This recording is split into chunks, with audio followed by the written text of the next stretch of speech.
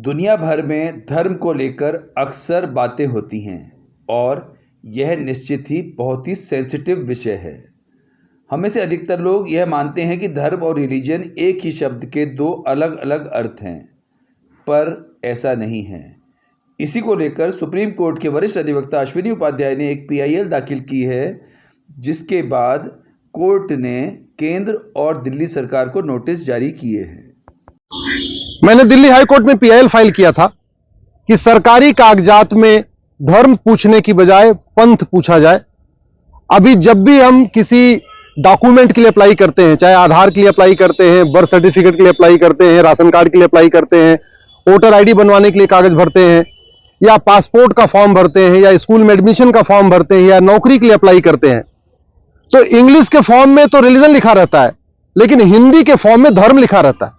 यह बिल्कुल गलत है। धर्म बिल्कुल अलग है, पंथ अलग है। लेकिन अंग्रेजों के टाइम से एक बहुत बड़ी भूल होती आ रही है कि सरकारी कागजों में, सरकारी कम्युनिकेशन में हमेशा धर्म लिखा जाता है, और बहुत सारे लोग तो भारत को धर्मनिरपेक्ष भी कहने लग गए हैं। मैंने मांग किया था सुप्रीम कोर्ट से कि तत्काल आप केंद्र सरकार और राज्य सरकार को निर्देश दीजिए कि हिंदी में जब भी वो लिखें रिलीजन, तो रिलीजन का जो अर्थ होता है, पंथ होता है, संप्रदाय होता है, इसलिए अपने सभी कागजों में वो पंथ लिखना शुरू करें। जहां जहां पहले धर्म लिखा है उसको हटाएं और आने वाले टाइम में पंथ लिखें। भारत एक पंथ निरपेक्ष देश है। भारत में पंथ अलग अलग हैं, धर्म सबका एक है, इसलिए धर्म का कॉलम होना ही नहीं चाहिए। जब चूंकि धर्म सबका एक है, इसलिए धर्म पूछने की जरूरत ही नहीं है, केवल पंथ पूछना चाहिए जब भी कोई सरकारी कागज हो। कोर्ट ने आज केंद्र सरकार के गृह मंत्रालय को नोटिस जारी किया है, केंद्र सरकार के शिक्षा मंत्रालय को नोटिस जारी किया है, केंद्र सरकार के कानून मंत्रालय को नोटिस जारी किया है, केंद्र सरकार के संस्कृति मंत्रालय को नोटिस जारी किया है, और दिल्ली सरकार को भी नोटिस जारी किया है। 4 सप्ताह के अंदर जवाब मांगा है। जनवरी में इस पर फिर सुनवाई होगी।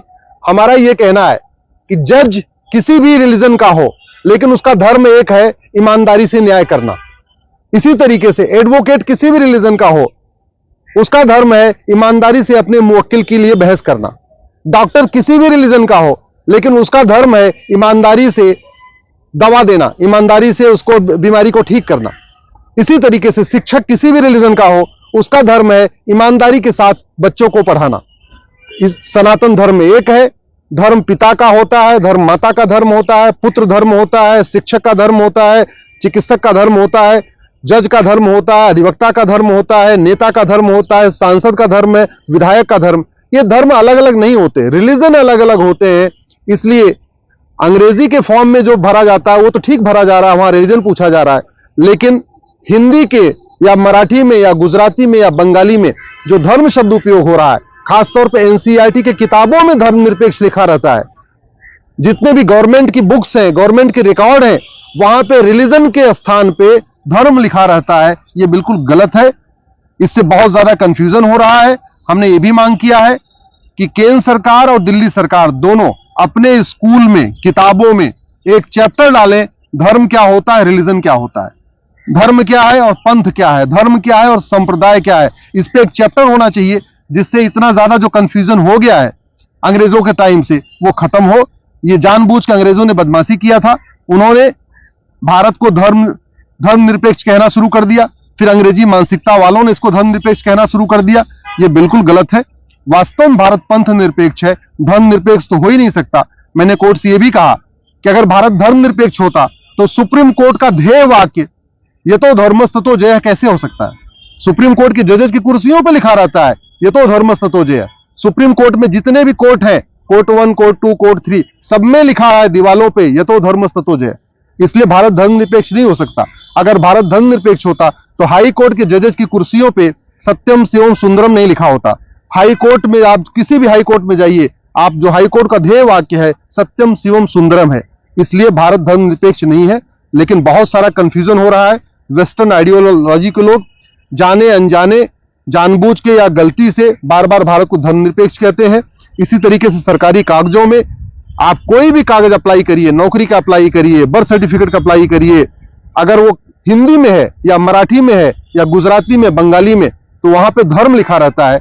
हिंदू धर्म नहीं है, सिख धर्म नहीं है, ईसाईयत या जो भी ये सब रिलीजन है, धर्म तो एक ही है, सनातन धर्म है।